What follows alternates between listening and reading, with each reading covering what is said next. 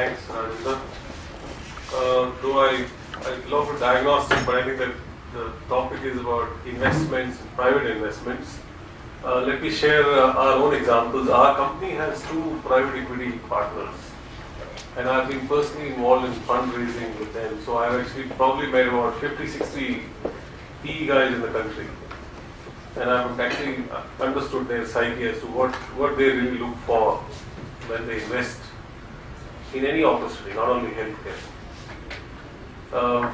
But I think everybody agrees in this space, people who are financing, that healthcare is a huge opportunity. And every forum you go, people talk about shortage of beds, people talk about shortage of manpower, everything. These numbers like billions of dollars required to meet the need, everyone knows about that. But the key question is, why is money not flowing into healthcare? And 2 or 3 large corporates who are actually doing M&A and trying to do that, some internal accruals. So it's basically money going from one pocket to another pocket, but still a large amount of money is not flowing into healthcare. And what I've actually picked up in these conversations is that it applies to basic principle of economics, and even for us also. If I have 100 rupees with me, where will I put that money if it has to grow?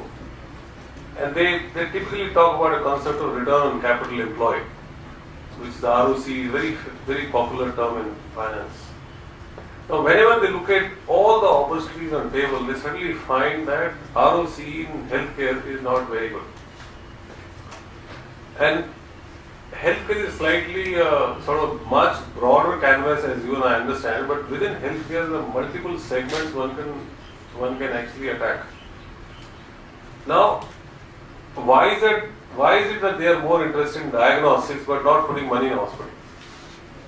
The reason for that is because hospital requires a huge capital outlay in terms of land, in terms of buildings, and by the time it starts delivering money, forget about payback period. By the time it gives you cash break even, it's about 3 to 4 years down the line.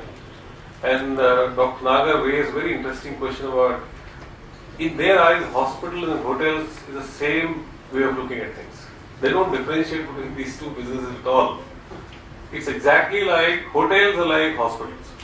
But somebody told me that in a hospital, the patient walks in, and with that patient there are 3 or 4 other guys hanging around in the hospital. They become a nuisance to all of us. And that patient requires 24-hour attention. Now compare that to a hotel industry. In a hotel industry, corporate guys come in, they check in, first of all, they pay rent or tariff from 12 o'clock. Many of us, guys like me, who will check in at about 8 or 9 o'clock in the evening, and by 6 o'clock they have a flight to catch and they just push off. There is absolutely no strain on the staff personal attention which is required in a hotel. But look at a hospital scenario where that patient requires 24 hours attention, not by one person, but at least 20, 30 of them. And not only those guys, but those 3 guys who are waiting outside, they also require attention. Now cut to hotel scenario where it's not the room tariff. It's all other things. They have restaurants, they have bars, they make all the money from those areas. Now, I may not be sure about these numbers, but somebody told me as high as 40% of their income actually comes from these kind of activities which happen in hotels. Now, if you look at financially, both are similar. You require land in a prime area, you require rooms typical quality, you require food in the hotel, you require food in the hospital. Everything being the same, they have found out ROC in hospital is not at all a good idea. So they evaluate the opportunity but suddenly hold back, saying that we don't want to put money in a hospital business. Now, which are the areas they look for investments? Then they look for those businesses which are capital light business. They call it asset light businesses. Now, you must have seen the trend which is emerging. There are a lot of guys who are actually trying to make business out of hospitals. Diagnostic lab, my business is one of them.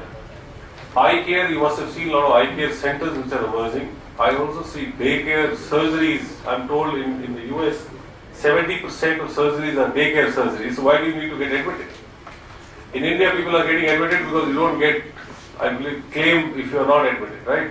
It seems insurance is turning around and saying, okay, fine, I'll start entertaining daycare surgeries as well. So the moment that happens, hospitals are going to get pushed to the wall again. all these things are happening. So what investors are saying that we are willing to put money in healthcare, but let it be in asset-light businesses. So in that asset-light businesses, I do see in India a lot of such chains emerging, whether it's a dialysis units, whether it's a daycare surgery, whether it is eye center, or it's a dental chain, or skin care, or a diagnostic chain, all that is there. So I think that's where money is going to flow in. On the whole, on the government side, I'm sure they have to do something to make the entire ROC of hospital viable. And I do see in that area where public-private partnership probably will help, because, and it's a welcome step by the government that if the GDP spend is going up to 2.5% in the next 5-year plan, certainly will attract a lot of public-private partnership and cater to healthcare needs. So this is what I thought. I'll say a few things about investments. If you have any questions, you can ask me.